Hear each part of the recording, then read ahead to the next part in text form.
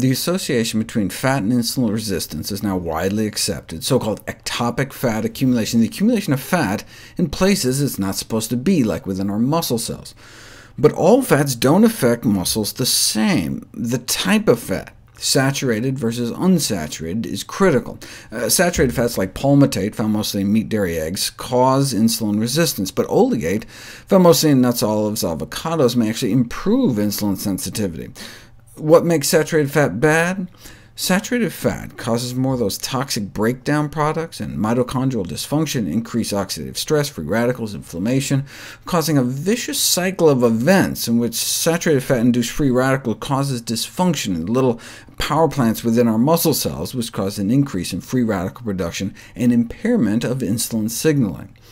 Fat cells filled with saturated fat activate an inflammatory response to a far greater extent. This increased inflammation, along with eating more saturated fat, has been demonstrated to cause insulin resistance through free radical and ceramide production.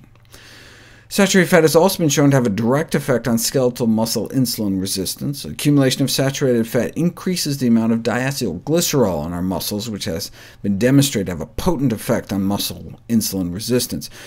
And it doesn't matter if the muscle in our blood, and the fat in our blood comes from our own fat or from their fat. You can take muscle biopsies from people and correlate the saturated fat buildup in their muscles with insulin resistance.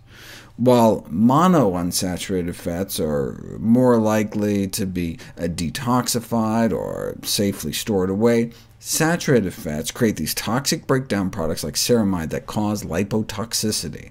Lipo meaning fat, as in liposuction, and toxicity. This fat toxicity in our muscles is a well-known concept in the explanation of the trigger for insulin resistance.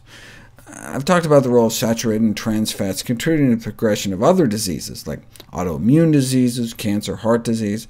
They can also cause insulin resistance, the underlying cause of prediabetes and type 2 diabetes. In the human diet, saturated fats are derived from animal sources, while trans fats originate in meat and milk in addition to partially hydrogenated and refined vegetable oils.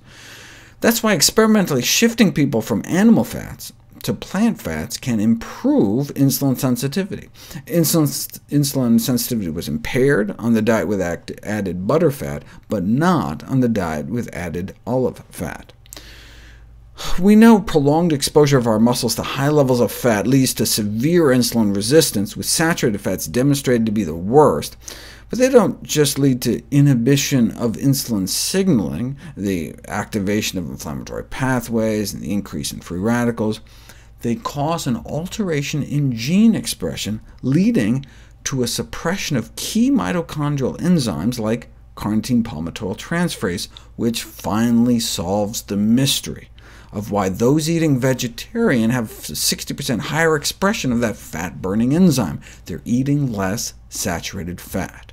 So, do those eating plant-based diets have less fat clogging their muscles and less insulin resistance too? Well, there hasn't been any data available regarding the insulin sensitivity or inside muscle cell fat of those eating vegan or vegetarian until now.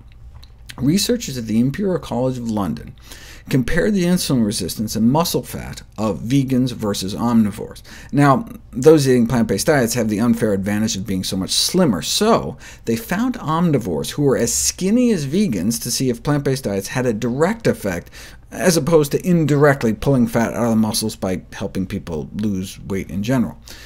They found significantly less fat trapped in the muscle cells of vegans compared to omnivores, even at the same body weight. They found better insulin sensitivity, better blood sugar levels, better insulin levels, and, excitingly, significantly improved beta cell function, the cells in the pancreas that make the insulin in the first place. They conclude that eating plant-based is not only expected to be cardioprotective, helping prevent our #1 killer, heart disease, but that it may be beta cell protective as well, helping also to prevent our 7th leading cause of death, diabetes.